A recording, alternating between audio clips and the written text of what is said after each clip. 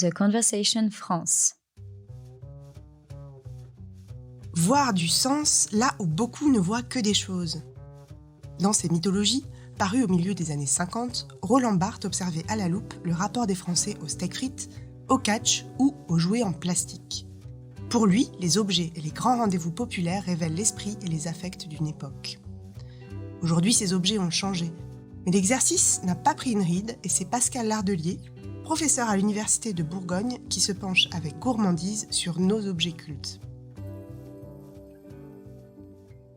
Courte, longue, sans manches, colorée ou sobre, plus ou moins rembourrée, branchée, classique, chauffante ou ultra légère, la doudoune est partout. Ce vêtement qui a été inventé dans les années 30 pour créer une barrière anti-froid facile à porter et qui à l'origine ne concernait que les alpinistes et les skieurs, est devenu un incontournable dans nos garde-robes. Même sous climat tempéré, les marques grand public comme les enseignes de luxe ne cessent de réinventer ce vêtement.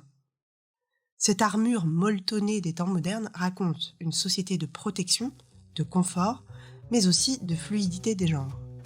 Est-ce qu'on peut dire, Pascal, que la doudoune est un signe des temps ?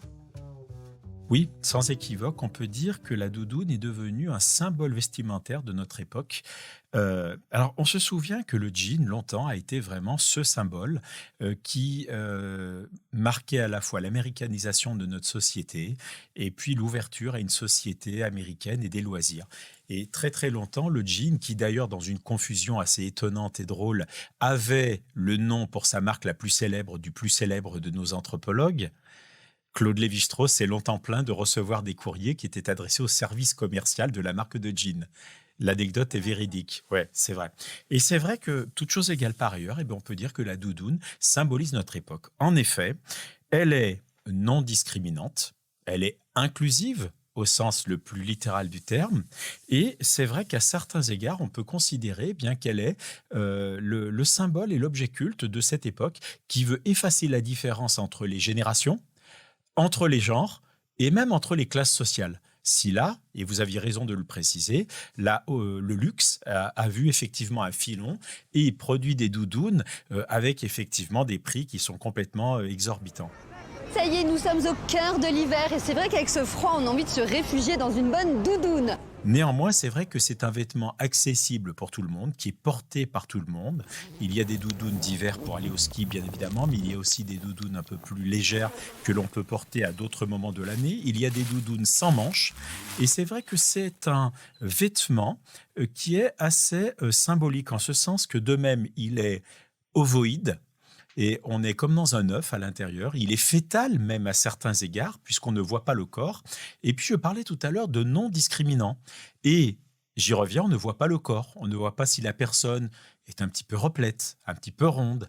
Et c'est vrai que la manière qu'il a de nous englober, en quelque sorte comme une chrysalide, elle permet à tout un chacun d'être égal aux autres. Et c'est vrai que dans une doudoune, on est dans une espèce de posture démocratique qui est tout à fait symbolique de notre époque, où fluidité de genre, intergénérationnelle, et puis ce côté, j'y reviens, assez démocratique de ce vêtement, dont le nom est d'ailleurs tout à fait révélateur de même.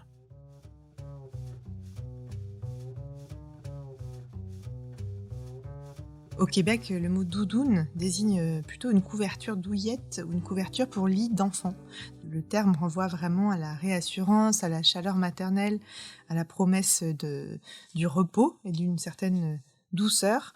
On parle d'un vêtement qui a à la fois une fonction de protection concrète contre le froid, mais qui a aussi une fonction de protection plus symbolique finalement. Et c'est le sociologue Vincent Grégoire qui dit que c'est aussi le moyen d'amortir les chocs dans un monde violent, un monde d'épidémies, de pollution, de conflits, d'intrusions en tout genre. Alors c'est vrai que de même, la doudoune, elle n'a pas vraiment de style. Vous parliez à l'instant de cette espèce d'armure douce et ça me renvoie Et je pense que certaines des personnes qui nous écoutent auront la référence en tête, Casimir, le monstre gentil de l'île aux enfants.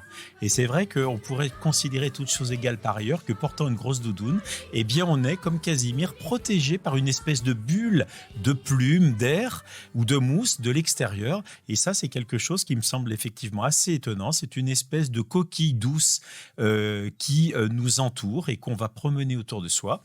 Et puis, c'est très intéressant de voir que la doudoune, de même, on peut se la prêter. Il y a des vêtements qui sont quand même des vêtements de genre, qui sont des vêtements de style et qui sont des vêtements personnels, qui sont notre griffe personnelle. Eh bien, on a tous emprunté ou prêté une doudoune puisque c'est comme le jean, mais plus encore que le jean, un vêtement véritablement générique. Et donc, c'est un vêtement qui a à la fois cette dimension très fonctionnelle, elle nous protège du froid, mais aussi un caractère assez identitaire pour le coup. Et puis, c'est un vêtement qui permet presque de disparaître, au fond, puisque on est enveloppé dans cette doudoune, éventuellement avec un casque, à certains moments avec un masque. L'identité personnelle n'est plus tellement en jeu. C'est aussi une façon peut-être de protéger son intimité.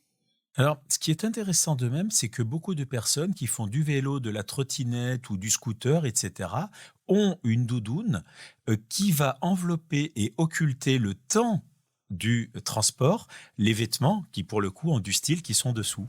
Et on a tous vu quelqu'un entrer dans un restaurant ou dans un café branché et puis enlever sa doudoune et dessous, on dit « waouh ». Wow. Et c'est vrai que la doudoune, là, eh bien, elle est un élément d'indifférenciation, de protection et puis d'occultation d'un style que l'on va découvrir au moment venu. Et donc, c'est effectivement le meilleur allié de nos déambulations urbaines. Et puis, dès qu'on arrive là où on voulait aller, on va quitter sa doudoune et là, la vraie personnalité va se révéler véritablement. Elle est donc une manière de coquille, elle est une manière de chrysalide aussi. On y revient. Et puis, il y a ce côté fœtal dont on va se départir quand le moment venu, eh bien, on va passer à table, on va passer aux choses sérieuses et là, on va quitter sa doudoune. Alors le côté fœtal, ça renvoie aussi à une forme de passivité, puisque c'est le moment de la vie où on reçoit, où on est en dépendance complète. Et ça me fait penser aussi à cette société de productivité et d'accélération dans laquelle finalement porter une doudoune, cette petite couette portative, s'est manifestée aussi un droit à la paresse peut-être, un droit au repos, un droit à la douceur. Voilà, dans ce monde où tout s'accélère, c'est une sorte de rempart aussi. Oui. Cet aspect-là des choses est judicieux. Puis enfin, il faut aussi relever que la doudoune, de plus en plus de marques la vendent avec une poche dans laquelle on va la remettre en la roulant. Et donc ça, c'est assez caractéristique. C'est-à-dire que finalement, comme un escargot ou un Bernard l'ermite, une fois qu'on n'a plus besoin de la coquille, eh bien, on va la plier véritablement. Et des marques, désormais, vendent les doudounes roulées dans un tout petit sachet, assez design au demeurant. Et puis voilà, donc quand on a terminé de son utilisation, on la plie jusqu'à la prochaine fois. Donc c'est effectivement un vêtement utilitaire, consensuel, qui exprime notre époque plus qu'on ne pourrait le croire. Merci Pascal Larduli d'avoir décortiqué avec nous cette enveloppe sociale.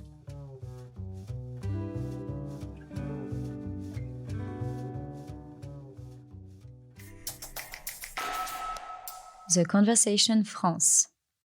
In Extinso est un podcast de The Conversation. Chaque vendredi, la rédaction donne la parole à la recherche pour mieux comprendre l'actualité. Retrouvez l'ensemble des épisodes d'In Extinso et nos autres séries directement sur theconversation.com dans la rubrique podcast.